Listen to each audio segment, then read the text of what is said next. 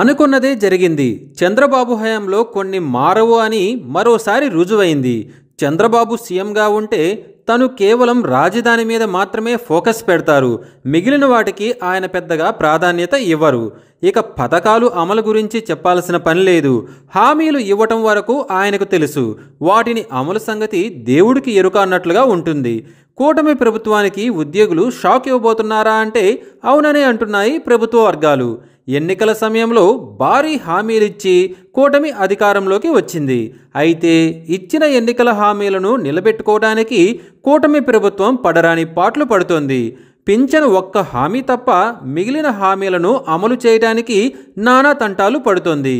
మొదటి 3-4 నెలల్లో ప్రభుత్వ ఉద్యోగులకు 1వ తేదీన జీతాలు అందించి గొప్పలు చెప్పుకున్న ప్రభుత్వం తర్వాత 5వ తేదీన జీతాలు అందిస్తోంది. ఇక కూటమి ప్రభుత్వం వచ్చిన 6 నెలల్లోనే కొందరు ఉద్యోగులు రోడ్డెక్కి ధర్నాలు నిర్వహించడం సంచలనంగా మారింది. ఇప్పటికే వాలంటీర్లు తమను విధుల్లోకి తీసుకోవాలంటూ ధర్నాలు చేపడుతున్న సంగతి తెలిసిందే. 108 అంబులెన్స్ ఉద్యోగులు, అంగన్వాడీ ఉద్యోగులు ఇలా కీలకమైన వాళ్ళంతా ఆందోళన బాట పడుతున్నారు.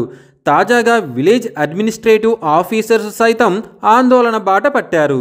తమ న్యాయపరమైన డిమాండ్లను పరిష్కరించాలంటూ విలేజ్ అడ్మినిస్ట్రేటివ్ ఆఫీసర్స్ కూడా విజయవాడలో ధర్నాకు దిగారు.